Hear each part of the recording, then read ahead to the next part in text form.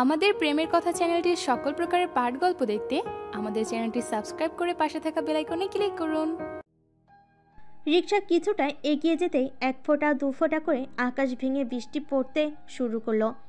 প্রিয় রিকশাওয়ালাকে একটা ছাউনি দেখে সাইডে দাঁড়াতে বলল, তারপর ভাড়াটাও দিয়ে দিল।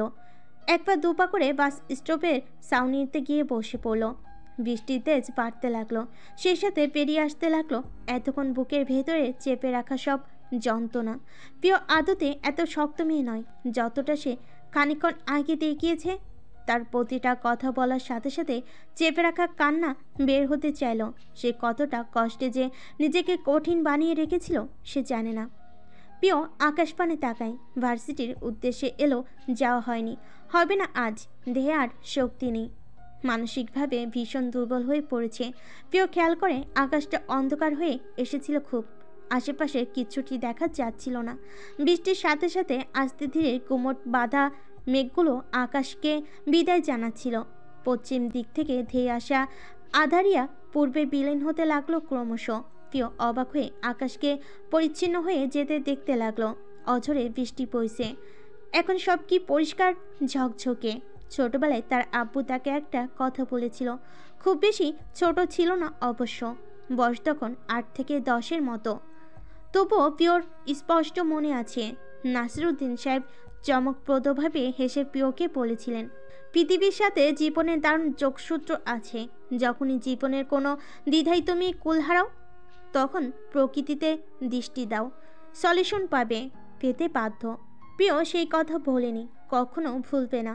সে হুট করে ছাউনি থেকে বেরিয়ে এলো, নরম পায়ে ফুটপাত বেয়ে এগোতে লাগলো। বৃষ্টির প্রতিটা ফোঁটা গায়ে লাগতে সে শিউরে উঠছে। অসম্ভব ঠান্ডা জল, মন প্রাণ সব জুড়িয়ে যেতে লাগলো। বুকের ব্যথাটাও কমেছে, কাঁপনও স্থির হচ্ছে। তার ভালো লাগছে। মুখটা আকাশ পানে রাখলো। বৃষ্টি এখন তার কপাল, চোখ, কাল, ঠোঁট, গলা সব কি আবেদনময়ী ভঙ্গিতে ছুঁয়ে যেতে লাগলো। চোখ দুটো বন্ধ করলো সে। কান নিসবে ফোঁটা ফোঁটা জল বাড়িধারার সাথে মিশে গেল ধরণী তলে। সে বুঝতে পারলো পৃথিবীটা আসলেই সুন্দর।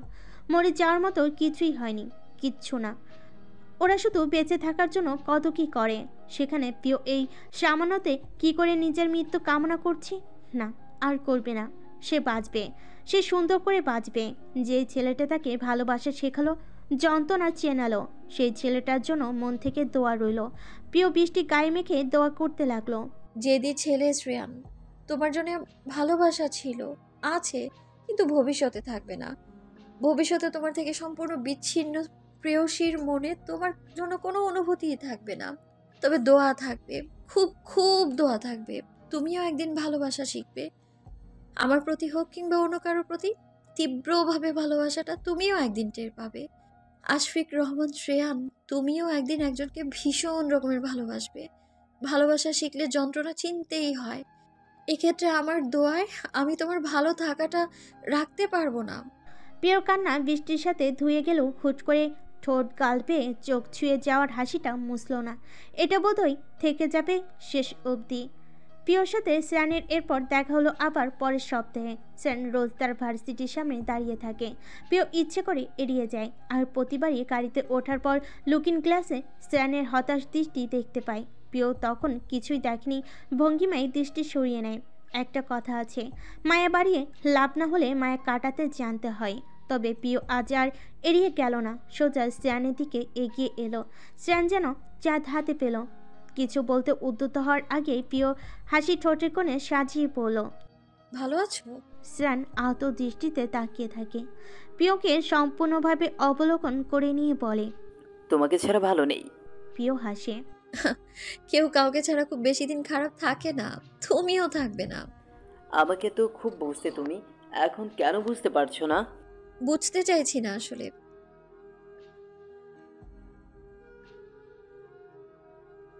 কারণ তুমিই হচ্ছে আমার অতীত, অতীতের ভীষণ গভীর এক ক্ষত। আমার ক্ষত এখনো সারেনি। এভাবে খোঁচাতে লাগলে যন্ত্রণা আরো বাড়বে। শ্রেয়ান প্রিয়র হাত ধরে ফেলল দড়িতে। প্লিজ আরও একটা সুযোগ দাও। প্রিয় হাত ছাড়িয়ে নেয়। ছোঁয়াছুঁই আর ভালো লাগে না শ্রেয়ান। আর সুযোগ মন মানছে না, কি করি বলো? মানবে? কিছুদিন আমার সাথে টাইম এক্সপেন্ড করো, আমি সব ঠিক করে দিব। প্রিয় মুচকি এসে বলে, যে মুহূর্তে আমি তোমাকে অনুভব করিয়েছি তোমাকে ছাড়া আমি অচল, ঠিক সেই মুহূর্ত থেকে আমার অনুভূতির কোনো দামই আমি তোমার কাছ থেকে পাইনি। শ্রেয়ান ছটফট করতে থাকে। আর হবে না এরকম। শ্রেয়ানা, আমি আর তোমাকে চাই না। নতুন কাউকে পেয়েছো? শ্রেয়ানের কণ্ঠে অজান্তেই প্রকাশ পাচ্ছে ক্ষোভ। প্রিয় অন্যদিকে মুখ ঘুরিয়ে হাসে। শ্রেয়ান অবিশ্বাস্য দৃষ্টিতে তাকিয়ে বলে, এই জন্য আমাকে ছাড়ছিস? প্রিয় কিচ্ছু বলে না। শ্রেয়ান ক্ষেপে যায়। ওর একবার বাহু চেপে ধরে বলে ওঠে, সমস্যা কি? কথা বলতে কি সমস্যা হচ্ছে? প্রিয় কথা বলে। আমি এগিয়ে গিয়েছি শ্রেয়ান, রিলেশনে গেলেই বা কি? শ্রেয়ান যেন বিশ্বাসই করতে পারে না। মজা করছো প্রিয়? প্রিয় এবারও চুপ হয়ে থাকে। সে নতুন সম্পর্কে জয়নি, রিলেশনশিপ নিয়ে অনেক বাজে একটা অভিজ্ঞতা তার হয়েছে। দ্বিতীয়বার জড়ানোর স্পর্ধা নেই, তাই বলে যে ভবিষ্যতে একা থাকবে এমন পরিকল্পনাও তা নেই। বিয়ে শাদী করে সেটেল হবে, তবে এখন না। ওর সময় লাগবে, নিজেকে সময় দেবে, নিজেকে তৈরি করবে। শ্রেয়ান প্রিয়কে আবার চুপ হয়ে যেতে দেখে দু কদম পিছিয়ে যায়। কণ্ঠে কি ভীষণ রাগ। তোমার থেকে এইটা আশা করিনি প্রেয়সী। পিওর খুব করে বলতে ইচ্ছে করছিল, অথচ শ্রেয়ান। তোমার থেকে আমার অনেক অনেক এক্সপেকটেশন ছিল। পিও তা বলল না। মিহি হেসে অন্য টপিকে গিয়ে বলল, এভাবে আর এখানে ওখানে দাঁড়িয়ে থেকো না, আমার অস্বস্তি হয়। শেষ যাওয়া ধরে নাও। আর কিছু না বলে গাড়িতে উঠে চলে যায়। এতে শ্রেয়ান কি যেন ভেবেছে না ভেবেছে ওর জানা নেই, তবে কাজ হয়েছে খুব।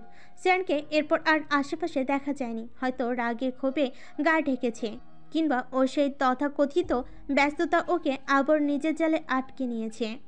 রিধিমার বিয়ে কয়েকদিন পর, এজন্য এক সপ্তাহ আগে বিয়ে উপলক্ষে নাহার ছেলে মেয়েকে নিজের বোনের বাড়িতে পাঠিয়ে দিয়েছে। নাসিরউদ্দিন সাহেব ছুটি নিলে বিয়ের আগের দিন সে সময় মতো চলে আসবে। দীর্ঘ জ্যামে পড়া 5.5 ঘন্টার জার্নির পর পোহর আর পিওর গাড়িতে গিয়ে থামলো ভীষণ রকমের পুরনো অথচ রাজকীয় ধরনের বাড়িটির সামনে। মেন গেটের বাইরে স্বর্ণাভ নেম প্লেটে লেখা আছে শান্তিকুঞ্জ। নেম প্লেটটার চারপাশটাই দেওয়াল ঘেঁষে লেগে থাকা শ্যাওলাটাও যেন এতে সৌন্দর্য আরও বাড়িয়ে দিয়েছে। বাড়িটা বেশ পুরনো আমলের। প্রিয় চোখ জানালা ভেদ করে বড়সড় একটা জায়গায় নিয়ে স্থাপিত এই অসম্ভব মনোমুগ্ধকর বাড়িটার দিকে স্থির হয়ে আছে। দোতলা বাড়িটাকে দেখলে রাজবাড়ির শব্দটাই সবার আগে মুখে চলে আসবে। সে এর আগেও শান্তিকুঞ্জে আরও 4 বার এসেছে। ছোটবেলায় 2 বার, হাই স্কুল লাইফে 1 বার, আর এসএসসির পর 1 বার। শেষবার খালা থেকে শুনেছে তার শ্বশুরের পরদাদার আমলের বাড়ি এটা। তিনি তখন এখানকার জমিদার ছিলেন। এরপর জমিদারি প্রথা বিলুপ্ত হয়ে গেল।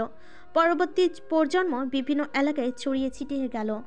তারপর যখন এই জায়গাটার ভাগ বন্টনের কথা আসে, তখন তার দাদা শ্বশুর পশ্চিমাঞ্চলের জমিগুলো তার ভাইদের দিয়ে এই বাড়িটা নিজের জন্য রাখেন।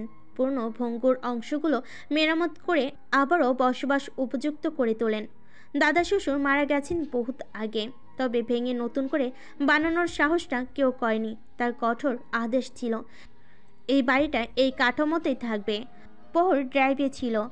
গার্ড সদর দরজা খুলে দিতে পোহর দক্ষ হাতের ড্রাইভ করে গাড়িটা সোজা উঠোনের মাঝে নিয়ে এসে থামালো। পিও ধীর পায়ে নেমে গেল।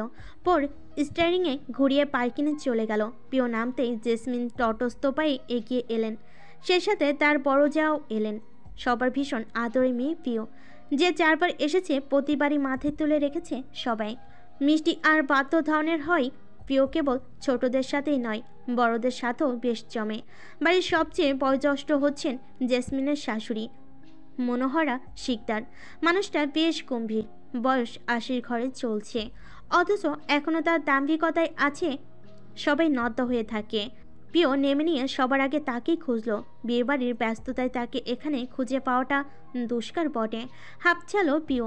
মনোহরা ভিড় পছন্দ করেন না মোটো। সামনে জেসমিন আর তার বড় যা শাহনাজ এগিয়ে এসেছেন। জেসমিন শুধালেন, এসে গেছিস আম্মু? ইস, অনেক জ্যাম ছিল তাই না? প্রিয় ভদ্রতার সূচক হাসে। হ্যাঁ। 50 ঊর্ধ্ব শাহনাজ প্রিয়র মাথায় হাত বোলালেন। প্রিয় তাকে লক্ষ্য করলো। গায়ে জামদানি শাড়ি, ফুল হাতার ব্লাউজের সাথে আটপোড়ে করে পরা, গলায় একটা সীতাহার, কানে গোল ধরনের কান বাসা, হাতে মোটা বালা আর নাকফুল। চেহারায় বয়সের ছাপ নেই। প্রথম দেখাই কেউই সঠিক আন্দাজে বলতে পারবে না তার বয়স 30 পেরিয়েছে অনেক বছর আগেই। প্রিয় মাঝে মাঝে রিধিমার সাথে ভিডিও কলে থাকাকালীন শাহনাজকে দেখে। কয়েকবার তো রিধিমাকে জিজ্ঞেস করে ফেলেছে। রিধি আপু, তোমার বড় মায়ের স্কিন কেয়ার রুটিনটা একটু দিও তো আমায়। মানে একটা মানুষ এত ওয়াও কেমনে থাকে? রিধিমা তো শুনে কেবল হেসেই যায়। প্রিয় সত্যি বলতে যতবার শাহনাজকে দেখে ততবারই মুক্ত হয়। সে বলতে বাধ্য, জমিদারি না থাকলেও রাজকীয়তায় কোনো অংশে কমতি নেই এই পরিবারে। শহের সম্পত্তি যা আছে তাতে রাজপরিবার বলাই যেতে পারে। প্রিয়কে নিজের দিকে এভাবে তাকিয়ে থাকতে দেখে শাহনাজ মুচকি হেসে বললেন, কত বড় হয়ে গিয়েছো মাশাআল্লাহ। সেই দেখেছিলাম যখন স্কুলে ছিলে। এই দিকে তো আসোই না, আমাদেরও বাড়ি থেকে বের হওয়া হয় না। প্রিয় হেসে নিয়ে বলে, পড়াশোনার ব্যস্ততা বড় আম্মু, রাগ করো না। সেই একই নম্রতা, একই শিষ্টাচার। আপ্লুত হলেন ভীষণ। হাত মুখ ধুয়ে নাও, খিদে লেগেছে না? এসো। এরই মধ্যে প্রহরও গাড়ি পার্ক করে চলে এলো। জেসমিন ছেলেটার দিকে এগিয়ে বলেন, আব্বু ভালো আছো? প্রহর জবাবে বলে, জি খালামণি, তুমি ভালো আছো? আলহামদুলিল্লাহ, আসো ফ্রেশ হয়ে নাও। প্রিয় আর প্রহরকে নিয়ে গিয়ে জেসমিন দোতলার দিকে রুম দুটো দেখিয়ে দিলেন। প্রিয় রুমে ঢুকে হালকা খোলা জানালা দিয়ে দেখল এটা পেছনের মুখী একটা ঘর। ভেতর দিয়ে আসার একটা দরজা আর বারান্দামুখো আরেকটা দরজা। বারান্দার একটা প্যাসেজওয়ে বলা যেতে পারে। আশেপাশে সব ঘরগুলোর সাথে লাগোয়া। বারান্দা বেয়ে এক ঘর থেকে অন্য ঘরে যাতায়াত করা যায়। দরজা জানালা সব কাঠের। প্রিয় বারান্দার দিকের কাঠের দরজাটা খুলে ফেল। পেছনে জঙ্গল। শীতল বাতাস প্রিয়র গা ছুঁয়ে গেল। গতরাতে তুমুল বৃষ্টি হয়েছে। বাতাসে সোদা মাটির গন্ধ। প্রিয়র ভালো লাগলো খুব। এক নিমিষেই মনে হলো সপ্তাহ থাকার জন্য এলো আরও অনেকটা বেশি সময় এই বাড়িতে তাকে আটকে রাখবে। থেকে গেলে অবশ্য মন্দ হয় না। প্রিয় হেসে ওঠে। এরপর এদিক ওদিক দেখতে লাগলো। তন্মধ্যে কিছু আঁচ করতে পেরে হুট করে প্রিয়র কান খাড়া হয়ে এলো। কাঠের দরজা কেউ খট করে বন্ধ করে দিতেই সে তড়িতে পিছে মুড়ল। রুমের দরজা বন্ধ। আর ওপাশে দাঁড়িয়ে আছে বহু আকাঙ্ক্ষিত মানুষটা। গম্ভীর মুখভাব দেখে প্রিয়র ভেতরের সত্তায় ভয় জেগে উঠল। ক্রাচের খটখট শব্দটা মেঝেতে প্রতিফলিত হতে হতে বিপরীত ব্যক্তিটি এগিয়ে আসতে লাগলো বেশ রাজকীয় কায়দায়। প্রিয় চোখ স্থির রইল তার প্রতিমুখে অবস্থান করতে থাকা ৮০ বছরের অভিজ্ঞতা সম্পূর্ণ কঠোর ব্যক্তিত্ব সম্পূর্ণ নারীটির উপর। পরনে সাদা জমিনে কালো সূক্ষ্ম নকশা করা সুতির শাড়ি, ন্যূনতম কিছু অলংকার আর চোখে মাইনাস পাওয়ারের চশমাটি তাকে বাহিক্যতায় দৃঢ় প্রত্যয়ী এক নারী স্বরূপে প্রকাশ করছে। ভালো লাগায় প্রিয়র ভেতরটা ছেয়ে যাচ্ছে। কি নেই এই বৃদ্ধার? বার্ধক্য আর শৌখিনতায়, বিলাসিতায়, আরও সর্বোপরিভাবে মানসিকতায় ন্যূনতম আঁচ ফেলতে পারেনি। যতবার প্রিয়তাকে দেখে ততবারই মুক্ত হয়ে থাকে। শেষবার সামনাসামনি দেখেছিল যখন মাধ্যমিকের ছুটি কাটানো শেষে এ বাড়ি থেকে ফেরার সময় গাড়িতে ওঠে শান্তিকুঞ্জের পশ্চিমে দোতলায় তাকিয়েছিল। তখন করিডোরে দোলনায় বসে পান চিবোচ্ছিলেন তিনি। ফেরার পর ফোনে কথা হতে লাগলো অসংখ্যবার। সেই লাগাটাও মাত্র ২.৫ বছরের ছিল। প্রিয় দুর্তত এরপর নিজের থেকে বেড়ে গিয়েছিল। এদের সাথে সংযোগ থাকার চিন্তা করাটাও যেন তখনকার জন্য অবাঞ্ছিত। প্রিয় হতাশা শ্বাস ফেলে পুনরায় তাকালো। মৃদু আওয়াজে বলে উঠল, আসসালামু আলাইকুম বুবুজান। মনোহরা বিড়বিড় করে সালামের জবাব নিয়ে এগিয়ে এসে মুখোমুখি দাঁড়ালেন প্রিয়র। আপাতমস্তক তীর্যক দৃষ্টিতে পর্যবেক্ষণ করে নিলেন। বাটিয়াল কণ্ঠে বলতে লাগলেন, বয়স তখন ১৬ ছিল, এখন ২৩। গতটাও আগের চেয়ে ভরেছে, চুল কোমর ছুঁয়েছে, উচ্চতাও ২ ইঞ্চি বেড়েছে, উজ্জ্বলতা বৃদ্ধি পেয়েছে। সব মিলিয়ে সুন্দর লাগছে। প্রিয় লজ্জা পেয়ে গেল। ধন্যবাদ বুবুজান, ভালো আছেন? মনোহরা বোধহয় আরও খানিকটা কঠোর হয়ে উঠলেন। পাল্টা প্রশ্ন এড়িয়ে গেলেন নিজস্ব ভঙ্গিমায়। সেসবকে ছাপিয়ে যাচ্ছে আপনার বিষণ্ণতা। সুন্দর লাগলেও ভালো লাগছে না। সুন্দর আর ভালোর পার্থক্য বোঝেন না প্রিয়সী? প্রিয় দুধারে মাথা নেড়ে নেতিবাচক প্রকাশ করে। মনোহরা বলতে লাগলেন, বাহ্যিকতায় মোড়ানো চোখ বাঁধানো রূপটি সুন্দর, অভ্যন্তরে লুকানো সুপ্ত রূপটি ভালো। ওরা সর্বদা সুন্দরকে বেছে নেয়।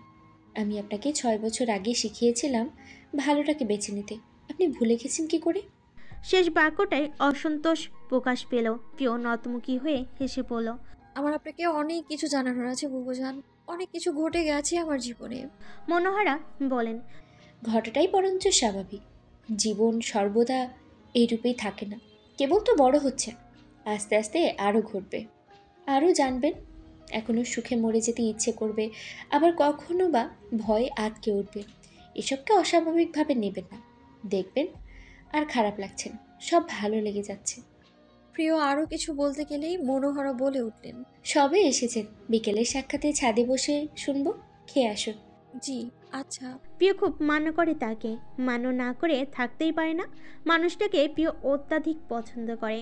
ছোটবেলায় যতবার এসেছে ততবারই বুবুজানের আঁচল ধরে ঘুরেছে। বড় হয়ে তাকে অনুকরণ করার চেষ্টা করে এসেছে। খাবার ঘরের লম্বাটে টেবিলটির একপাশে বসে আছে প্রিয়, আর তার পাশে প্রহর। শাহনাজ আর আশরিফা মিলে তাদের পজিশনে ব্যস্ত। বাকি সবাই আত্মীয়দের দেখভালের দায়িত্বে নিয়োজিত। পরে প্লেটের ভাজাটা শেষ হতে আশরিফা শাহনাজকে ডেকে উঠলেন। ও ভাবি, প্রহরকে একটু কুমড়ো ভাজাটা দাও না, দেখো প্লেট খালি। পর তরিতে প্রিয়র দিকে তাকাই। প্রিয় ঠোঁট চেপে হাসে ওর অবস্থা দেখে। শাহনাজ ভাজা দিতে গেলেই প্রহর আটকে ওঠে। দেবেন না বড় মা, আর পারবো না। শাহনাজ মিষ্টি করে হেসে বলেন, এইটুকু খেলে চলবে কি করে? তোমার বয়স থাকতে তোমাদের বড় বাবা একাই 20 জনের খাবার খেতে পারতেন। তাল মেলালেন আশরিফা। সেই তো আরেকটু ভাত দিই বাবা। না প্লিজ। অসহায় লাগছে প্রহরকে। প্রিয় এবার শব্দ করে হেসে ওঠে। তারপর আশরিফাকে বলে, ছোট মা আর দিও না, খেতে পারবো না। তা বললে হয়? তোমাদের বয়সে তো খাওয়া দাওয়ারই, এ বয়সে তো খাবে। আচ্ছা খাবো, কিন্তু একেবারে এত খেলে কি করে হবে বলো তো? রিধিয়াপুর সাথে বাগান ঘুরতে ঘুরতে ফলও খাওয়া লাগবে। তাছাড়া বুবুজানের সাথেও আমার বিকেলে একটা স্পেশাল আড্ডা আছে, সেখানেও ভোজ হবে। এত পারবো না এখন। আশরিফা সব শুনে বললেন, বেশি না, আর একটু খাও। পরিবার মানা করতে পারছে না, খেতেও পারছে না। চোখের ইশারায় প্রিয়কে বোঝালো বাঁচিয়ে দিতে। প্রিয় যেন পাত্তায় দিল না তাকে। তার চেহারায় এতে অসত্য ফুটে উঠল। প্রিয় মুখ ঘুরিয়ে হাসলো। সেই সময় ঘরের দরজার ওপাশে কিছু একটা লক্ষ্য করলো।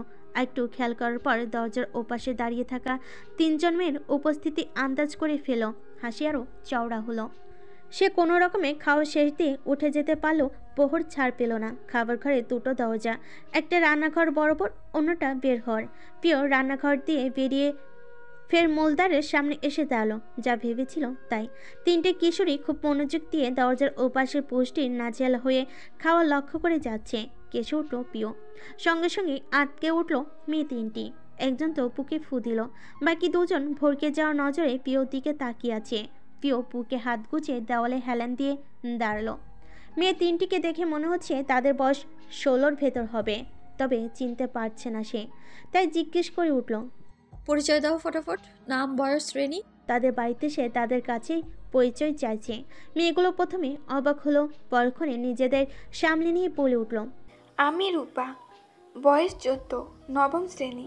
দ্বিতীয়জন বলল, আমি নিহিন, বয়স 16, মাধ্যমিক দিয়েছি। তৃতীয়জন বলল, আমি আরহা, বয়স 16, মাধ্যমিক দিয়েছি। প্রিয় জহুরি চোখে আরেকবার পরখ করে বলল, আরহা আর রূপা ছোট মার মেয়ে, আর নিহিন বড় মার, তাই না? ইতিবাচক জবাব এলো। তারপরই জিজ্ঞেস করলো প্রিয়, এখানে কি করছিলে? কিছু না। কেন কিছু না? থতমত খেয়েছে এরা। নিহিন বলে, আসলে দেখছিলাম তোমাদের কিছু লাগে কিনা। প্রিয় হুট করে হেসে দেয়। ভয় পেও না, আর ওইদিকে নজর দিয়ে লাভ নেই মিস্টার বুট, বুঝেছো? বুঝতে সময় লাগেনি কারোরই। ওরা পরিস্থান ঘটনার উদ্দেশ্যে চলে যেতে গেলেই প্রিয় মাছ থেকে নিহিনকে আটকে নেয়। ওর হাত ধরে ঘরের দিকে উঠে আসে। তারপর শিবে উঠতে উঠতে প্রিয় বলতে লাগে, চিনেছো আমায়? নিহিন অতি ভদ্র মেয়ের মতো মাথা নাড়ে। সে চিনেছে। ছোটবেলার আচ্ছা স্মৃতির মধ্যে প্রিয়কে তার ভালোই মনে আছে। তাছাড়া বর্তমানে সোশ্যাল মিডিয়ার যুগে পুরোপুরি অজানা কেউই নয়। নিহিন প্রায়শই রিধিমাকে দেখে প্রিয়র সাথে কথা বলতে, প্রিয়কে ট্যাগ করে বিভিন্ন স্ট্যাটাস দিতে। সেই থেকেই মাঝে মধ্যে প্রিয়র সোশ্যাল অ্যাকাউন্টে ঢু মারত, কিন্তু লক করা বিধায় ভেতরে দেখা যেত না। প্রিয় ওকে দেখে বলে, তোমাকেও আমার খুব মনে আছে। তুমি কি ভীষণ মিশুক আর লাজুক ছিলে ছোটবেলায়। আমার কি যে ভালো লাগতো। তখন বয়স কত হবে তোমার?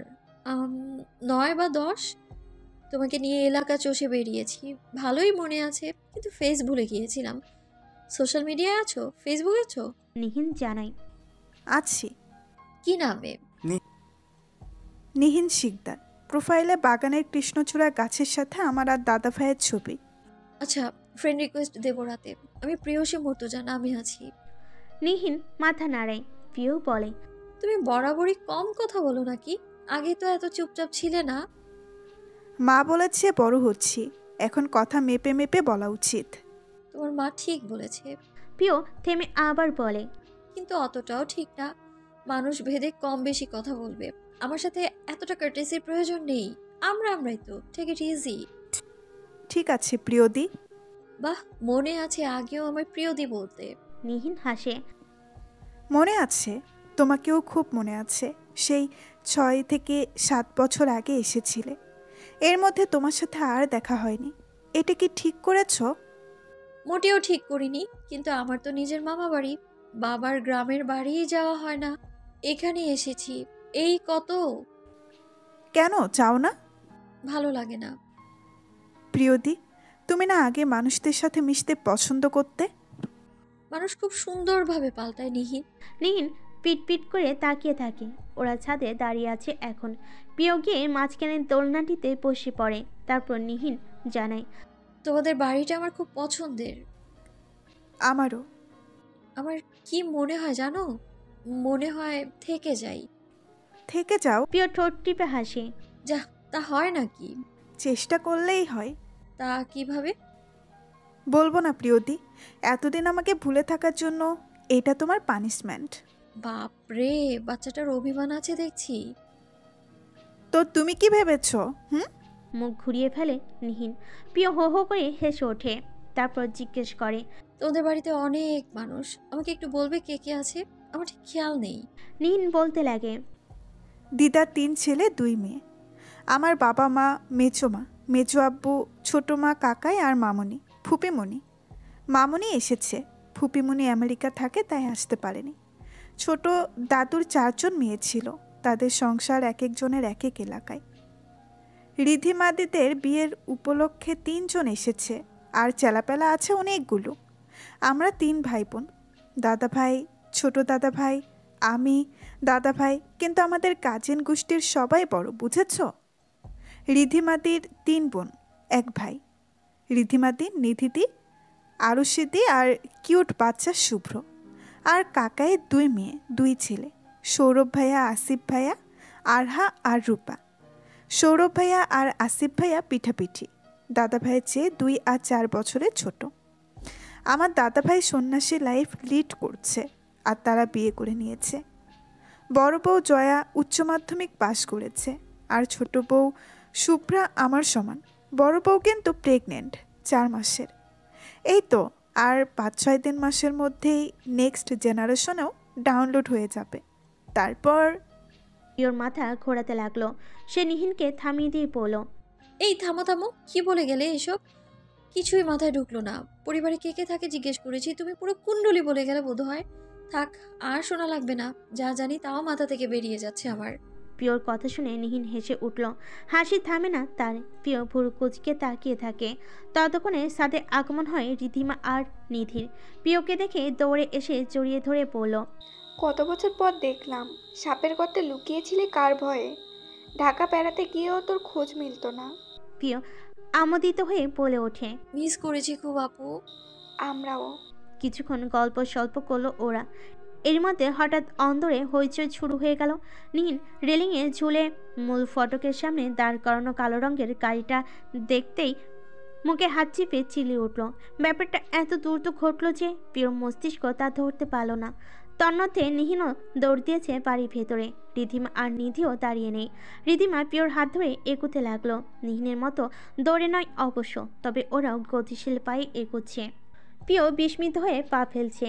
প্রতিটি কদমের সাথে তার মনের ভেতর কিছু একটা ঘটছে, কিছু একটা অদ্ভুত, কিছু একটা অদ্ভুতপূর্ব।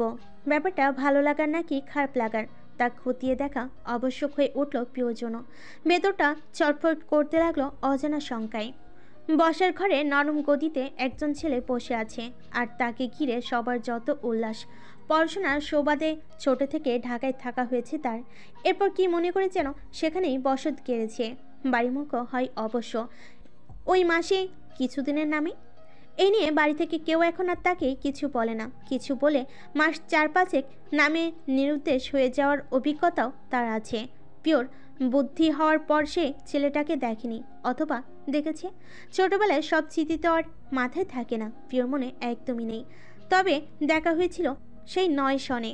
পিও তখন হাঁটুর উপর অবধি ফ্রক পরে ঘুরতে থাকা 10ম বর্ষের কন্যা।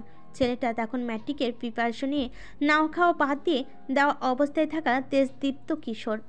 মনোহরা ভিড় অপছন্দ করলেও এগিয়ে গেলেন সেদিকে। সবাই চকিতে শান্ত হয়ে গেল। এতক্ষণের হই হুট্টগোল এক নিমিষেই থমকে গেল। মনোহরা নরম গদিতে ছেলেটার পাশেই বসলেন, কণ্ঠে অমায়িক কোমলতার ছোঁয়া তার। ভালো আছেন শরৎ? শরৎ ভদ্রতাসূচক হেসে বলল, জি বুবুজান, আপনার শরীর ভালো? ভালো। হাত মুখ ধুয়ে নিন, সবার সাথে পরেও কথা বলা যাবে। আচ্ছা।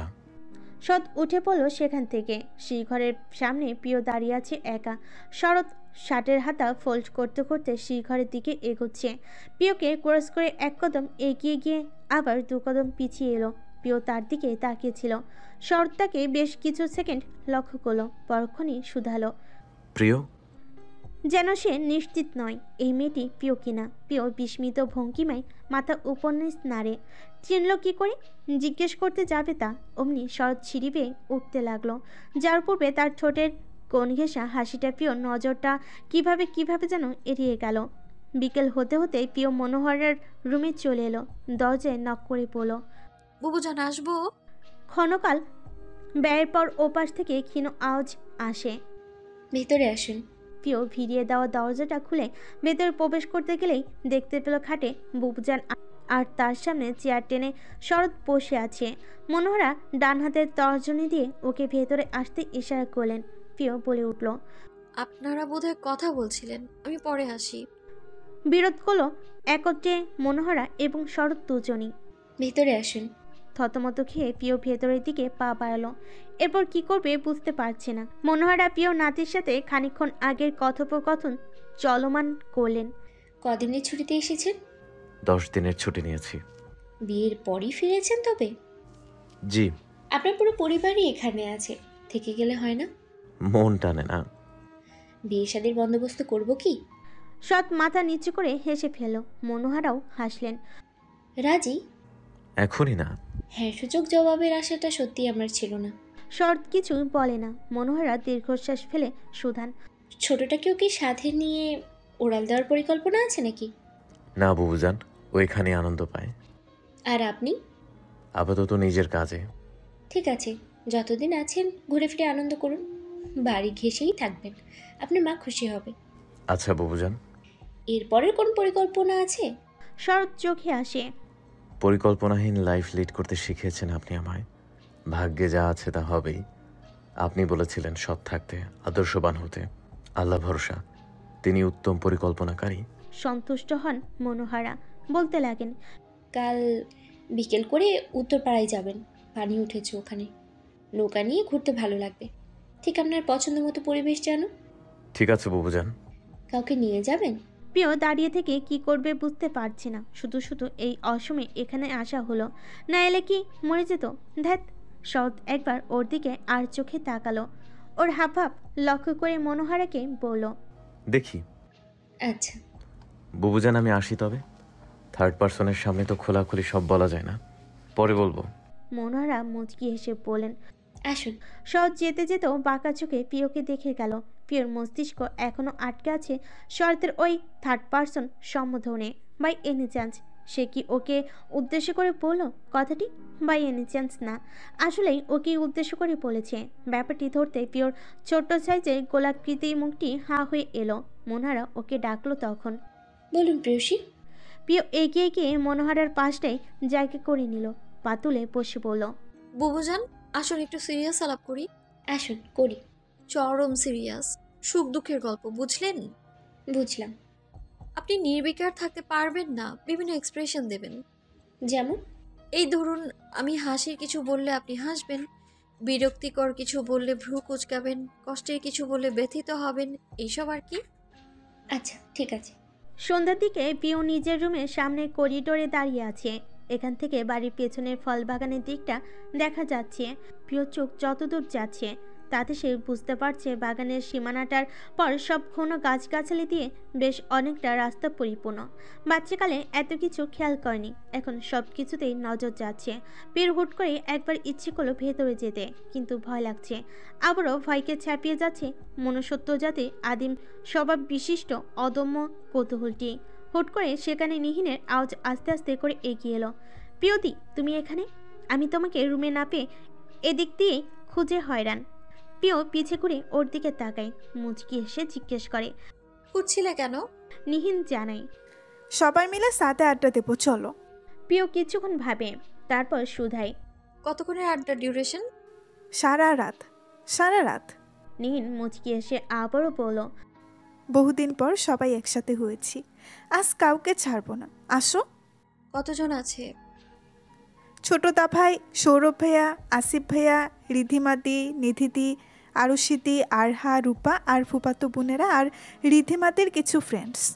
তোমার দাদা ভাই?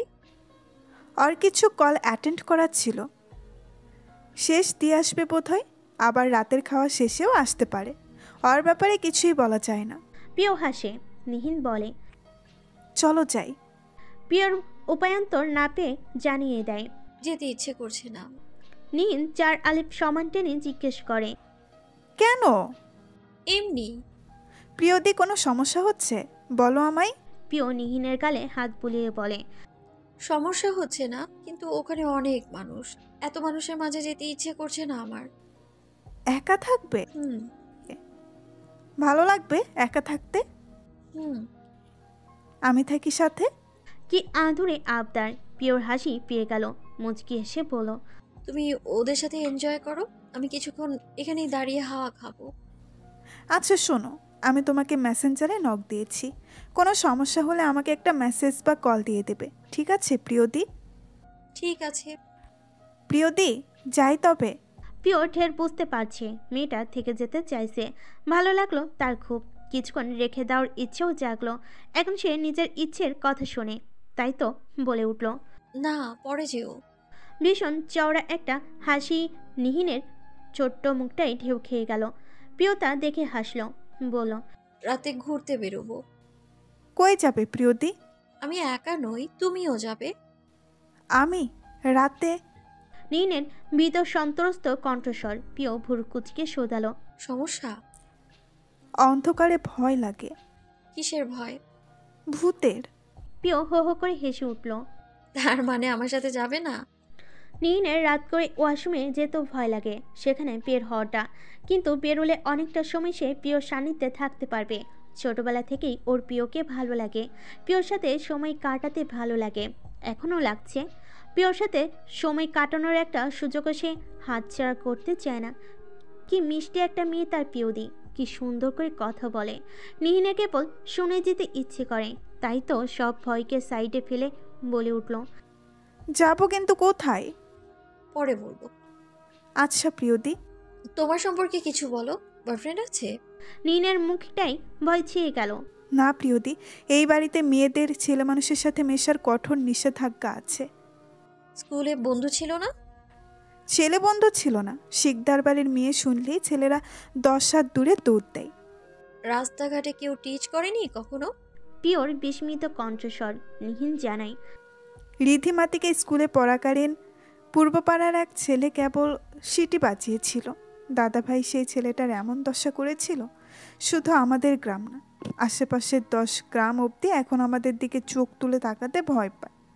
পিওর মনে জানার অসীম ইচ্ছে জিজ্ঞেস করতেই ইচ্ছে করলো কি করেছিস, কিন্তু তা করলো না। অনেকটা সময় হলো মেয়েটা ওর সাথে আছে, এখন ওর যাওয়া উচিত, তাই বলো, এখন তুমি যাও। আর একটু থাকি। বাচ্চা মেয়েটির মলিন আওয়াজ শুনে পিও মুচকি এসে বলল, রাতে জম্পে আড্ডা হবে, ওকে? ঠিক আছে প্রিয়দি। নিহিন চলে গেল। পিও সেখানে অনেকটা সময় দাঁড়িয়ে রইল, মাঝে মাঝে এদিক ওদিক ধীর পায়ে হাঁটছে, মাঝে মাঝে এদিক ওদিক তাকাচ্ছে, হাতের ফোনটা কখনো বা ঘাটছে। ফেসবুকে ঢোকা হয়নি আজ, পরে ঢুকবে। সে সোশ্যাল মিডিয়ার অ্যাডিক্টেড, একবার ঢুকলে আর বেরোতে পারবে না। এত সুন্দর সাজ রাতটি সে এভাবে পার করতে চাইছে না। গুনগুন করতে করতে পিও রেলিংয়ে দুহাত রেখে ঝুঁকে দাঁড়ালো, গান গাইতে লাগলো।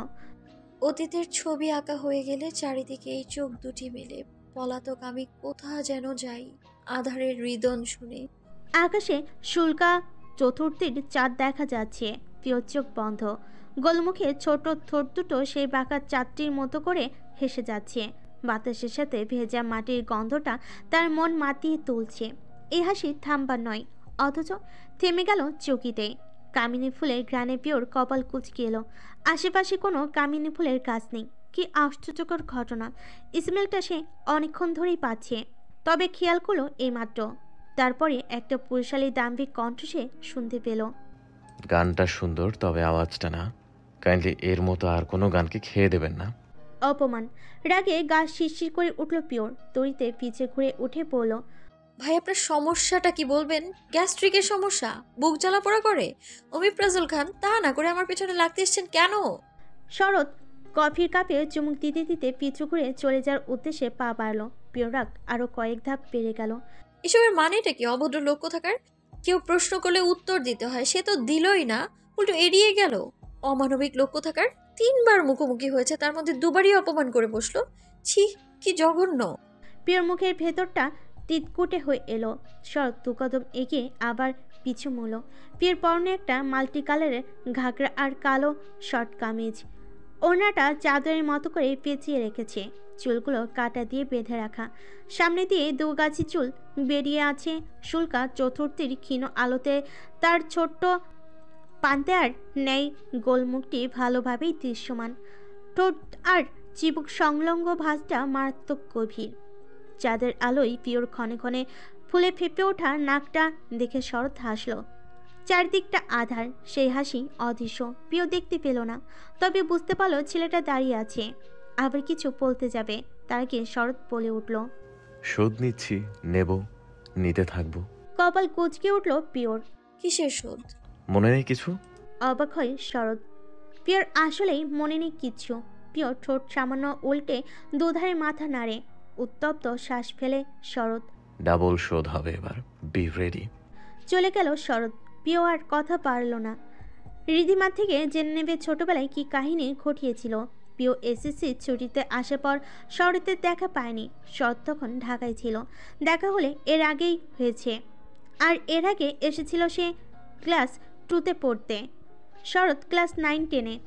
শেষ দেখাটা হিসেব মতো তখনই হওয়ার কথা, কিন্তু তখন কি হয়েছিল? কিসের শোধ? আপাতত ওসবে আর পিও মাথা ঘামালো না। তবে মন খারাপ হয়ে গেল। কি উপভোগ্য একটা পরিস্থিতি কিভাবে নষ্ট করে দিল লোকটা! অসহ্য, অসহ্য, অসহ্য। রাত তখন 11:30 ছুঁই। করিডোর ঘুরে রুমে শুয়ে বসে ফেসবুকিং করে পিও যখন বিরক্ত, তখন গিয়ে বুকটা হু হু করে কেঁপে উঠল। কয় মাস আগেও এই সময়টা তার শ্রেয়ানকে ভেবে যেত। শ্রেয়ানের উপস্থিতি অনুপস্থিতি সবটাই তার সমস্ত জ্ঞানে কাবু করে ফেলত। পিও ভেবে পায় না। কাউকে মনে ঠাঁই দিতে এত সময় লাগলো, মন থেকে উঠিয়ে দিতে কয়েকক্ষণও লাগে না কেন? ভেতর থেকে কেমন অসহনীয় লাগছে। একবার মনে হচ্ছে সব কিছু ভুলে গিয়ে আবারও ফিরে যাবে, তো আবার লাগছে কি জন্য ফিরবে, কার জন্য ফিরবে, কার কাছে ফিরবে?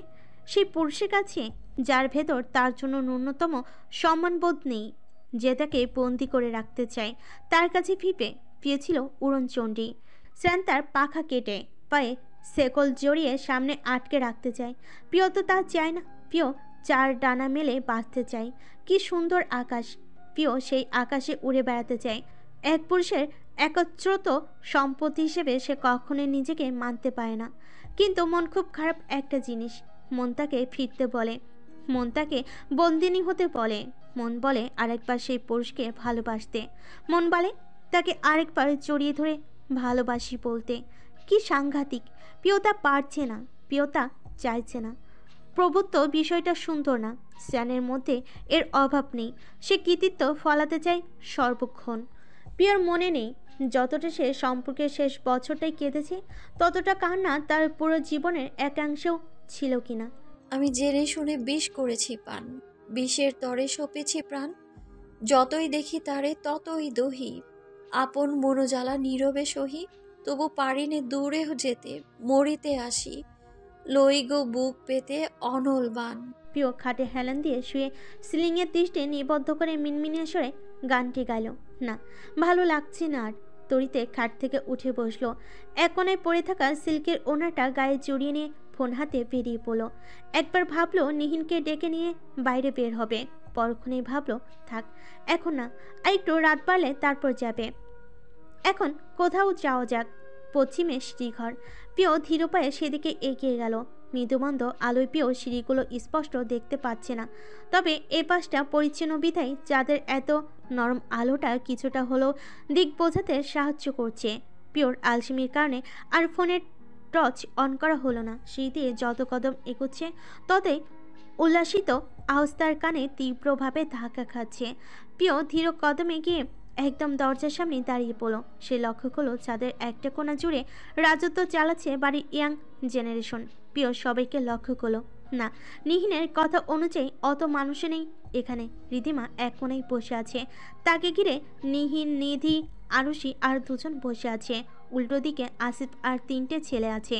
3জনের একজনের মুখটা চেনা, তবে নাম মনে করতে পারলো না। বোধহয় নিহিনের ছোট ভাই হবে। আর বাকি দুজনকে ছেলে মেয়েকে চিনল না। ফুফাতো ভাই বোন হবে হয়তো।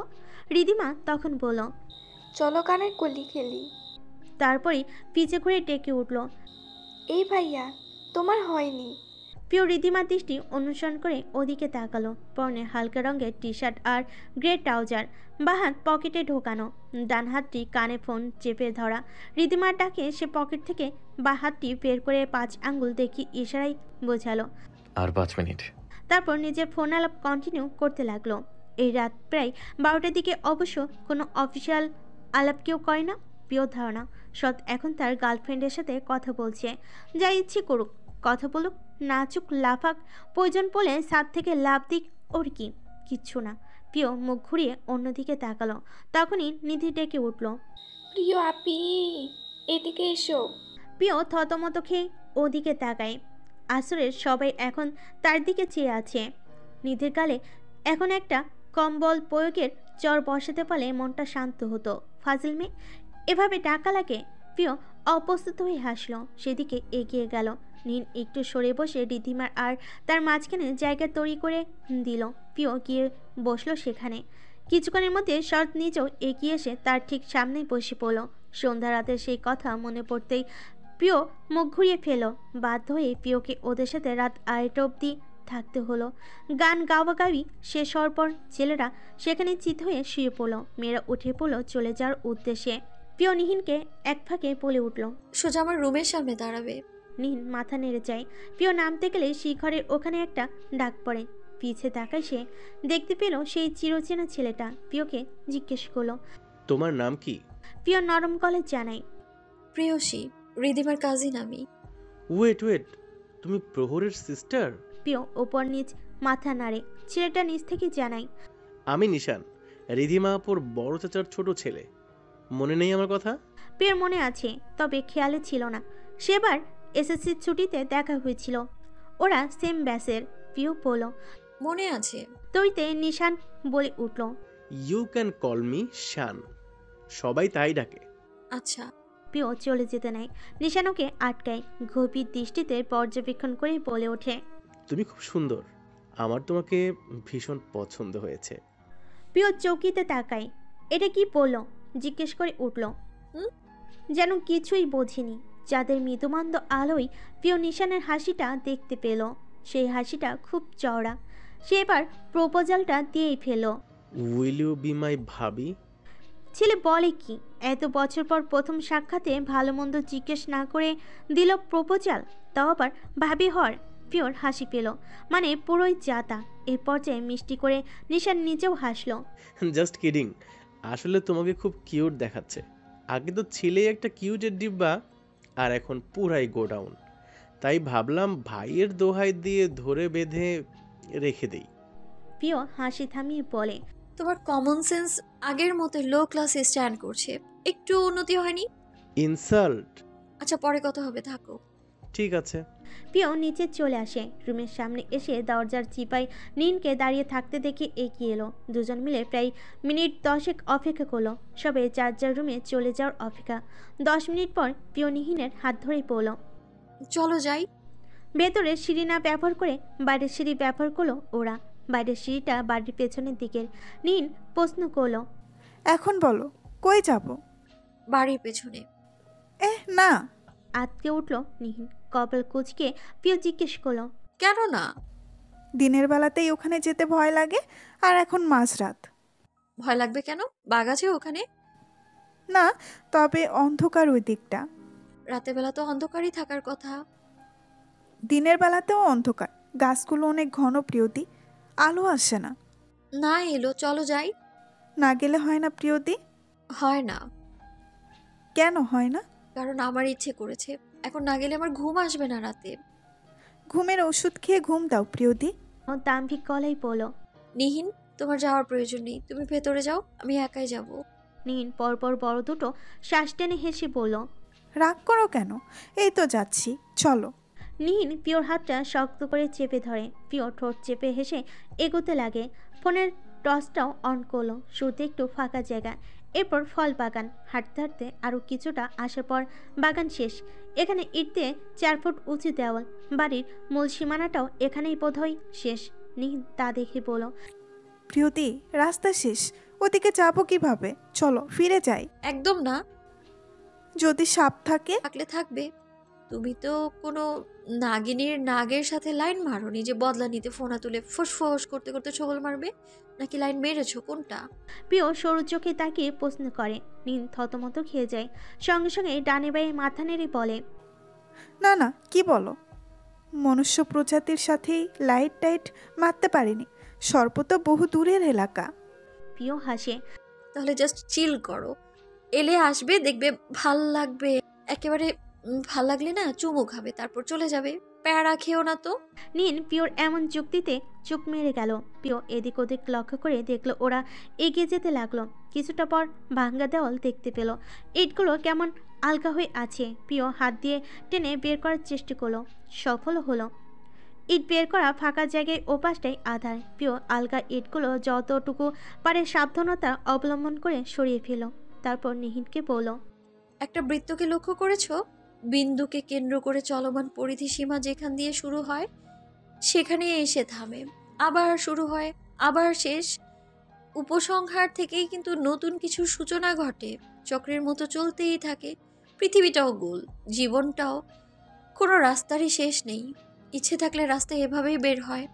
পিও নিহিনের দিকে তাকায়। ওর মুখটা অস্পষ্ট। পিও হেসে বলে, মৃত্যুকে অন্ত ভাবলে তুমি ভুল। সেটা তো শুরু।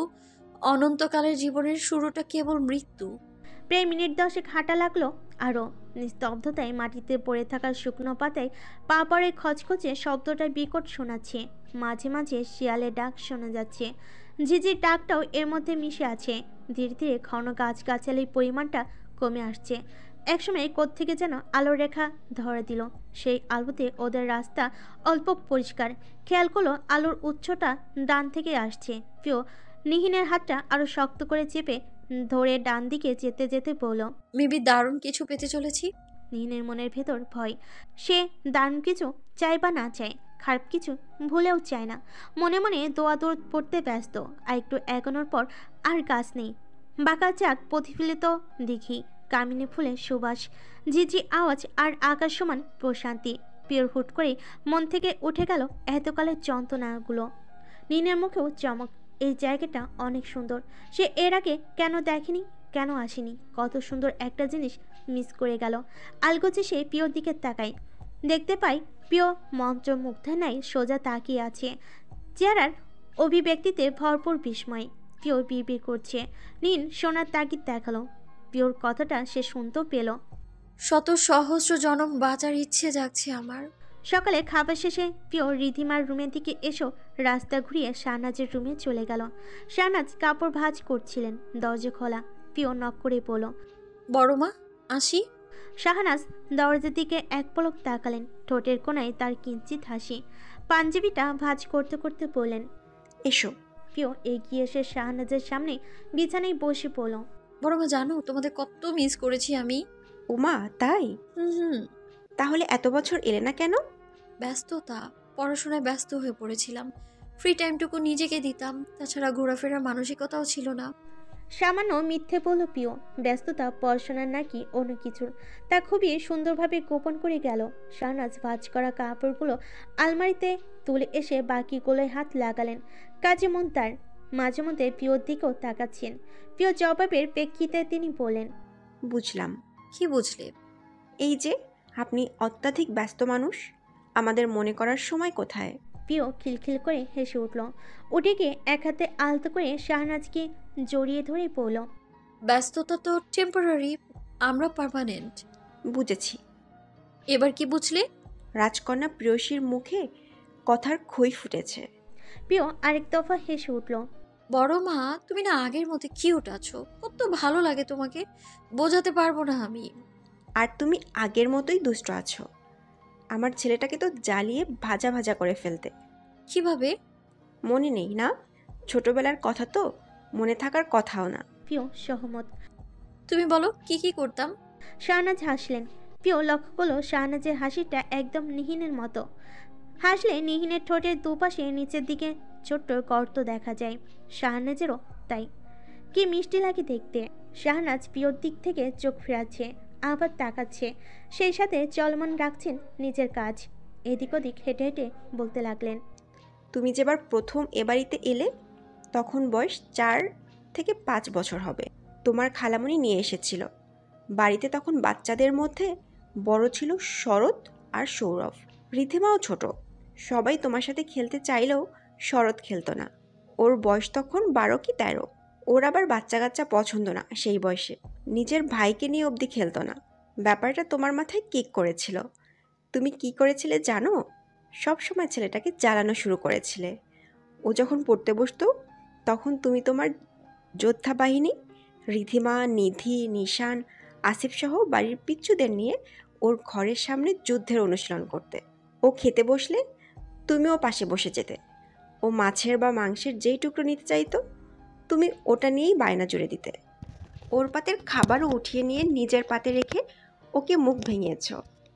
ও ঘুমালে আরুষিকে নিয়ে ওর রুমে বসিয়ে দিয়ে আসতে। আরুষি তখন দুধের বাচ্চা, ঘুম থেকে উঠে মাকে না দেখে কান্নাকাটি করতো। তুমি সেই বয়সে সেই কান্নার সুযোগ নিয়েছিলে, সুবিধাবাদী মেয়ে। তাছাড়া আরেকটা ব্যাপার, তুমি ছেলেটাকে প্রচুর কপি করতে। ও তখন থেকেই হালকা রঙের জামা কাপড় পরতো। ওর দেখা দেখি তুমিও এখানে থাকার প্রত্যেকটা দিন নিজের সাদা কাপড়গুলো পরেছিলে। আম্মাকে সবাই দিদা দাদি ডাকলেও শরৎ বুবুজান ডাকে, তুমিও বুবুজান ডাকতে।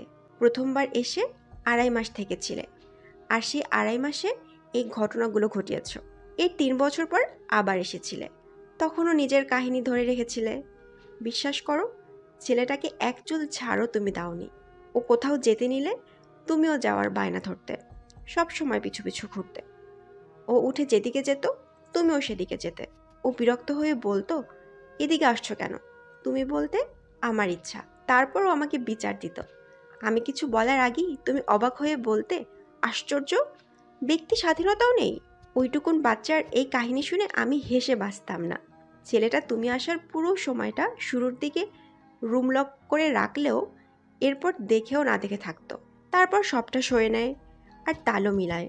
ওর পাতে থেকে তুমি কোনো খাবার তুলে খেয়ে নিলে ও তোমার পুরো প্লেটটা ধরিয়ে নিয়ে নিত। তুমি ওর সাথে কোথাও যেতে চাইলে ও নিয়ে যেত, এরপর সেখানে রেখে বাড়ি ফিরে আসতো। যেহেতু ও নিতে চায়নি, জোর করেই যাও, তাই ওর কোনো দায় নেই। তবুও ওকে বকতাম। সন্ধ্যের দিক দিয়ে এলাকার কেউ এসে বাড়িতে দিয়ে যেত তোমায়। তোমার কেঁদে কেটে লাল হয়ে যাওয়া মুখ দেখে আমি ওকে আরেক দফা বকতাম। একবার তুমি ওর ক্রিকেট ব্যাট ভেঙে দিয়ে বাড়ির কোন এক কোনায় লুকিয়ে পড়েছিলে। সন্ধ্যার আগে ঘরে ফিরে দেখতে পেয়েছিলে তোমার সব ক্লিপস, ব্যান্ডস, নূপুর, ব্রেসলেটও ভেঙে ফেলেছে। তোমার কান্না তখন বাড়ি কাঁপিয়ে তুলতো, আর ছেলেটা দরজা আটকে কানের তুলো গুজে পড়াশোনা করত। যেন তোমার কান্নাটা পাশের জমিতে কন্ট্রাকশনের কাজের শব্দের মতোই এক ব্যাপার। যতদিন আছো হবেই। সেবারও ফ্রিজ থেকে আইসক্রিম বের করার সাথে সাথেই তুমি কোত্থেকে এসে ওর হাতের আইসক্রিমটা নিয়ে মুখে তুলে ফেলেছিলে আর বলেছিলে, আইসক্রিম কিউট জিনিস, এটা আমার মতো সুইট মেয়েরাই খায়, বিচ্চুরা আইসক্রিম খায় না। বিচ্চুরা কেঁচো বা অন্যান্য কীটপতঙ্গ শিকার করে খায়, বুঝেছ? বিচ্ছু কোথাকার। তুমি আইসক্রিম নিয়ে চলে যেতে নিয়েছিলে, তখনই ও ফ্রিজ থেকে 5 লিটারের পানির বোতল বের করে তোমার মাথায় ঢেলে দেয়। আমি পাশেই দাঁড়িয়েছিলাম। রেগে গিয়ে এটা কি করলো জিজ্ঞেস করাতে ও বলেছিল বেশি সুইট হয়ে গেছিল, তাই পানি ঢেলে দিলাম। তারপর টানা 6 দিন তোমার জ্বর ছাড়েনি। এই জ্বর নিয়েও একে অপরকে কোনো প্রকারের ছাড় তোমরা দাওনি। তুমি যেমন ওকে জ্বালিয়ে গেছো, ও জ্বরে পোড়া মেয়েটাকে মায়া দেখায়নি। আরও অসংখ্য ঘটনা। ও সাদা টি শার্টে তুমি কাদা ফেলেছিলে একবার। ও তোমার ব্যাগ থেকে সব সাদা জামা নিয়ে কাদা পানিতে চুবিয়েছিল। সেদিন তুমি কি কান্না! তোমার কান্না দেখে ওকে যখন বকতে লাগলাম, ও যেন কিছুই করেনি, এমন ভাব নিয়ে দাঁড়িয়ে দাঁড়িয়ে আমার বকা শুনল। আমি হাঁপিয়ে যাওয়া শেষে ও গম্ভীর কণ্ঠে বলেছিল, ব্যক্তি স্বাধীনতার অভাব পড়ে গেছে বাড়িতে। তোমাদের দুইটার জ্বালায় সবাই অতিষ্ঠ হয়ে উঠেছিলাম, বুঝেছো? পিও এতক্ষণ গালে হাত দিয়ে শাহনাজির কথা শুনছিল। তার বলা শেষ হতেই পিও লাফিয়ে ওঠে। বড় মা, ওটা আমিই ছিলাম তো, নাকি অন্য কেউ? আমার টুইন্স টাইপের কেউ আছে নাকি? তুমিই ছিলে। কি বলো? ইস, কি কিউট ছিলাম। পিওর কথা বলার ধরন দেখে শাহনাজ হো হো করে হেসে ওঠে। বিকেলের দিকে যখন শরৎ বাড়ি থেকে বের হচ্ছিল, ঠিক সেই সময় পিও কোত্থেকে যেন উদয় হলো, চুলটা বাঁধতে বাঁধতে। পিওকে ওর সাথে তাল মিলিয়ে হাঁটতে দেখে শরৎ থেমে যায়। পিও ভুর উঁচিয়ে জিজ্ঞেস করে, কি? শরৎ প্রশ্ন করে, কি? পিও হাতের ইশারায় পড়ল, চলেন। কোথায়? আজব প্রাণী তো, জানেন না কোথায় যাবেন? আমি যেখানে যাই আপনি পিছু নিচ্ছেন কেন? পিছু কই নিচ্ছি, পাশাপাশি যাচ্ছি। এই দেখেন, পায়ের দিকে তাকান, এক কদমও পিছে আছি বলেন? শরৎ সত্যি সত্যি পায়ের দিকে তাকায়। পিছিয়ে আছে অবশ্য। পিও তৎক্ষণাৎ এক কদম এগিয়ে এসে দরজা বড়বড় হয়ে দাঁড়ায়। মিস্টেক। এখন দেখেন, লাইন টেনে মাপেন পারলে। শরৎ মুখোমুখি হলো, ট্রাউজারের পকেটে হাত গুজে টান টান হয়ে দাঁড়িয়ে পড়ল। সমস্যা কি? পিও খিক খিক করে হেসে পড়ল, আপনার সাথে যাব, চলেন। এবার এসেছেন নিজস্ব সত্তায় ফিরে। এতক্ষণ কি অন্যের থেকে হাওলাত করা সত্তা নিয়ে চলছিলেন? যারটা নিয়েই চলি, আপনার কি? আপনারটা তো নিয়েছি আমি। বহুকাল পর বিরক্ত হলাম, আসেন আপনাকে পুরস্কৃত করি। ধন্যবাদ মহামান্য, বাট যার তার থেকে পুরস্কার নিলে আমার জাত চলে যাবে।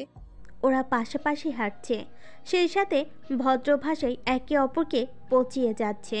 আশেপাশে মানুষজন দেখলে ভাবে কি আন্তরিক এরা একে অপরের প্রতি, অথচ কথাগুলো শুনলেই এদের ভাবনা 180 ডিগ্রি অ্যাঙ্গেলে আছাড় খাবে। পিউ জিজ্ঞেস করলো, হেঁটে কেন যাচ্ছেন? বাড়ি থেকে গাড়ি নিয়ে বের হতেন। শরৎ বাঁকা হাসে, হ্যাঁ, তারপর কর্দমাক্ত মাটির রাস্তায় ড্রাইভিং করে গাড়ি উল্টো গিয়ে খালে পড়লে আপনার সাথে সাথে আমিও পটল তুলতাম। পিওর মুখ থমথমে হয়ে এলো, তবুও নিজের পক্ষে সাফাই গেল। হ্যাঁ তো কি হয়েছে, তুলে তুলতেন। 800 কোটি মানুষের মাঝে একজন মরলে খুব একটা কিছু হবে না। শরৎ হাসি মুখে পিওর ভুলটা ধরিয়ে দিল। দুজন হবে ম্যাডাম, আমি মরলে আপনি বাঁচবেন কি করে? পিও হেসে হেসে তাল মেলালো। আপনি ড্রাইভিং এ থাকতেন আর আমি আপনার পাশের সিটে। অ্যাক্সিডেন্টের চান্স পেলেই লাফ দিয়ে গাড়ি থেকে নেমে যেতাম। সিট বেল্ট নামেও একটা বস্তু আছে, খুলতে খুলতে ততক্ষণে পৃথিবী থেকে টুস। আপনি চরম বেয়াদব। আপনি একটু কম বেয়াদব। বেয়াদবির কোয়ান্টিটিও যাও আপনার মধ্যে আছে, আদবের তো দেখাও পাওয়া যায় না। কথাবার্তা না বলে চলেন তো। চলেন ম্যাডাম। আসতে পারি প্রহর ভাইয়া? প্রহর বিছানায় হেলান দিয়ে ফোন চাপছিল। আপাতত তার এই কাজ। সে মানুষের সাথে সহজে যেহেতু মিশতে পারে না, তাই ফোনই ভরসা। ফোনের অপর প্রান্তে আয়াত ছিল। প্রহর সবসময় আয়াতের লেম জোকসগুলো উপভোগ করে। এটা ভেবে কপালে হাত রেখে মুচকি হাসলো। তখনই মেয়েলি আওয়াজটা তার কানে এসে বিঁধল। প্রহরের হাসি থেমে গেল। ভুরু কুচকে দরজার পানে তাকায়। নিহিন জবাবের অপেক্ষায় দাঁড়িয়ে আছে। প্রহর বলল, এসো। নিহিন এগিয়ে গিয়ে বলল, মা বলেছে ভাইয়ারা বিল পারে মাছ ধরতে যাবে, তুমি যাবে কিনা জিজ্ঞেস করতে। এখানে একা থাকতে বোধহয় ভালো লাগছে না তোমার। প্রহরের বিরক্তি লাগলো। ভালো লাগছে ভাবি। আচ্ছা আমি যাই তবে। যাও। প্রহর ভাইয়া বলো। এখানে একা ঘরে সকাল থেকে বসে আছো, দম বন্ধ হয়ে আসছে না? অন্তত বারান্দায় এসে বসো। তুমি যেতে পারো। নিহিন অত্যন্ত দুঃখী মুখ নিয়ে বিদায় হলো। প্রহরের হাত তখন ফোনের কিবোর্ডে চলমান। এরপর এক কিছুক্ষণ বিভিন্ন কথা বলছিল। প্রহরের রিপ্লাই লিখলো, এরপর অনেক কিছু। একা একা বিয়ে খাচ্ছিস, আমাকে নিয়ে গেলি না? তোর বাবা আমাদের সাথে যেতে দিত? বাবা তো যেতেই দিত, তুই নিয়েছিস আমাকে? উহু, হ্যাঁ সেই, কেন নিবি আমাকে? ওখানে আমাকে নিয়ে গেলে তো তোর ইটিস পিটিস হবে না। বুঝি না মনে করেছিস? সব বুঝি। আনমনে প্রহর হাসলো। আর কি বোঝেন? আর বুঝি, প্রহর মশাই সুযোগ সন্ধানী, ইটিস পিটিসের সুযোগ খুঁজে। ইটিস পিটিস কি? ইটিস পিটিস হচ্ছে টাসকি মারা। টাঙ্কি মারা কি? আরে টাসকি মারা মানে লাইন মারা। লাইন মারা কি? লাইন মারা হচ্ছে মেয়ে দেখলেই চোখ টিপ দেওয়া, নিজের হান্ডু লুক নিয়ে মেয়েদের সামনে দিয়ে ঘোরা, আর ছাগলের স্বভাব আয়ত্ত করা। ভাষার শ্রী কি চমৎকার, কিন্তু ছাগলের স্বভাব। মানে ওই চুকচুকানো স্বভাব। হুমায়ুন আহমেদ স্যার বলেছেন, পুরুষ এবং ছাগল এই দুটোকেই চোখে চোখে রাখতে হয়। এরা কখন কিসে মুখ দেয় বলা যায় না। তাই না? জি। হুমায়ুন আহমেদ স্যার আর কি বলেছেন? আরও বলেছেন, পুরুষ জাতির অনেক দুর্বলতার এক দুর্বলতা হচ্ছে তারা মনে করে মেয়ে মাত্রই তার প্রেমে পড়ার জন্য পাগল হয়ে আছে। তারপর? প্রহর হাসছে, ওপাশে আয়াতের মুখেও হাসি। সে হুমায়ুন ভক্ত, বিভিন্ন উক্তি বলে যেতে লাগলো। প্রহরও মিটিমিটি হাসছে। তখন আয়াত আবার লেখে, হুমায়ুন আহমেদ স্যারের অনেকগুলো সত্যি কথার মাঝে একটি কথা আমার বেশ পছন্দের। কোনটা? এই পৃথিবীতে প্রায় সবাই তার থেকে বিপরীত স্বভাবের মানুষের সাথেই প্রেমে পড়ে। সুন্দর কথা তো। তবে তুই এত সময় নিচ্ছিস কেন প্রহর? আয়াতের মেসেজের মাঝে তার আকুলতা প্রকাশ পাচ্ছে। প্রহর রিপ্লাই দিল না। আলগোছে ফোনটা বেডসাইড টেবিলের উপর ফেলে রেখে চিত হয়ে শুয়ে পড়ল।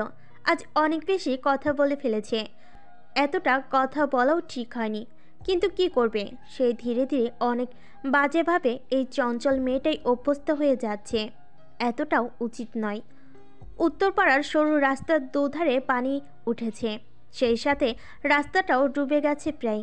বেশিরভাগ লোকেরাই ঘাটে থেকে নৌকা নিয়ে যাতায়াত করছে।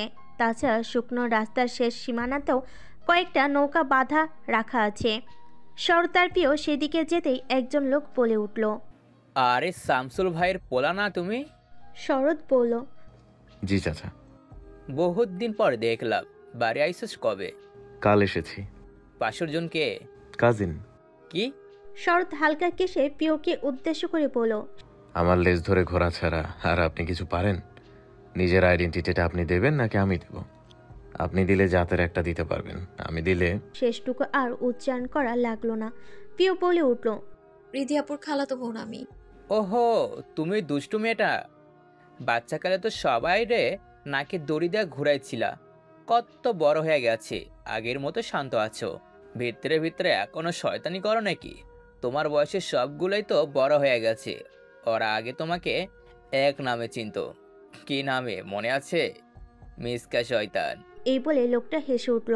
পিও চোখ পিটপিট করে শরতের দিকে তাকায়। শরৎ তখন অন্যদিকে তাকিয়ে হাসছিল। সামনে দণ্ডায়মান লোকটার নাম আজিজ।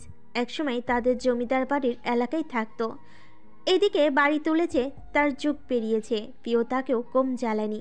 এই মেয়েটা সব ভুলে গেলেও কেউই তাকে ভুলতে পারেনি।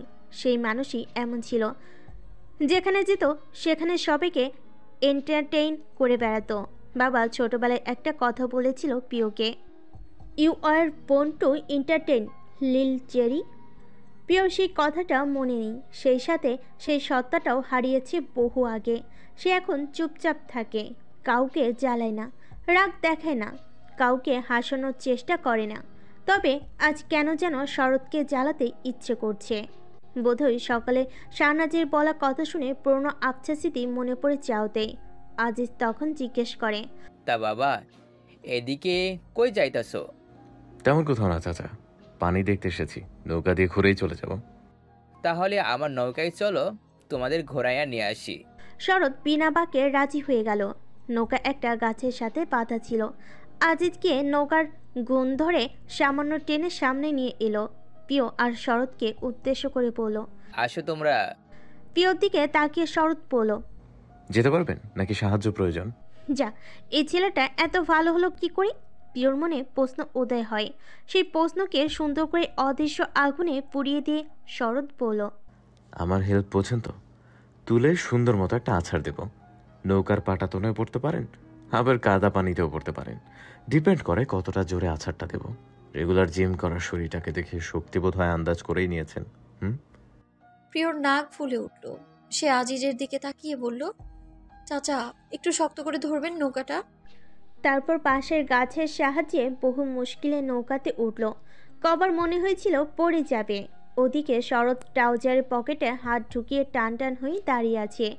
প্রিয় উঠে পড়তেই সেও উঠে এলো। আজিজ উঠে বইটাটা টেনে পানিতে নামালো। ধীরে ধীরে নৌকাটি চলমান হলো। পানির সাথে বইটার সংঘর্ষে ক্ষণিকের মাঝেই তারা বিলের দিকে চলে এলো। আকাশে তখন মিঠা রোদ, গায়ে শুয়ে পড়ার মতোই। প্রিয়র হাতের ফোনটা শরতের দিকে বাড়িয়ে দিয়ে পড়ল। ছবি তুলতে জানেন তো, নাকি বৈশিষ্ট্যহীন লোকটাকে বেগুন বলে ডাকবো? শরৎ পা সোজা রেখে পেছনের মেঝেতে হাত রেখে হেলে বসেছিল। ফোনটা নিয়ে ক্যামেরা অন করলো। প্রিয় বিভিন্ন পোজ নিল। শরৎও ক্লিক করতে লাগলো। প্রিয় বুঝলো না শরৎ ব্যাক ক্যামেরার বদলে সেলফি ক্যামেরা অন করেছে আর নিজের ছবি তুলছে। প্রিয়র দিকে তার মন নেই। প্রিয় উঠে দাঁড়িয়ে পড়ল। আমি পিছে ঘুরে শাহরুখ খানের পোজের টাইটানিক ফিল নেব, আপনি ছবি তুলতে থাকেন। দাঁড়িয়ে তোলেন। শরৎ দাঁড়ালো। ছবি তুলতে তুলতে জিজ্ঞেস করলো, সাঁতার পারেন? প্রিয় ডানে তাকিয়ে বিলের জলে চোখ রেখে হেসে বলল, সবাইকে নিজের মতো বেগুন ভেবে বসে আছেন? অবশ্যই সাঁতার পারি, বাবা ছোটবেলাতেই শিখিয়েছিলেন। গ্রেট। বলতে দেরি পেছন থেকে ধাক্কা দিতে দেরি নেই। সেকেন্ডের ব্যবধানে প্রিয় বিলের জলে পড়ে গেল। প্রথমে মস্তিষ্ক হ্যাং হয়ে যাওয়ার কিছুক্ষণ হাবুডুবু খেলো। এরপর নিজেকে জলের সাথে ভাসিয়ে রাখলো। এক হাত দিয়ে সামনের চুলগুলো পেছনের দিকে সরিয়ে মুখের পানি মুছল। চোখের মাস্কারা ছড়িয়ে কালো হয়ে ভয়াবহ দেখাচ্ছে ওকে। শরৎ মিটি মিটি হেসে যাচ্ছে। প্রিয় বড় বড় চোখে ওর দিকে তাকিয়ে চিৎকার করে উঠল, এটা কি হলো?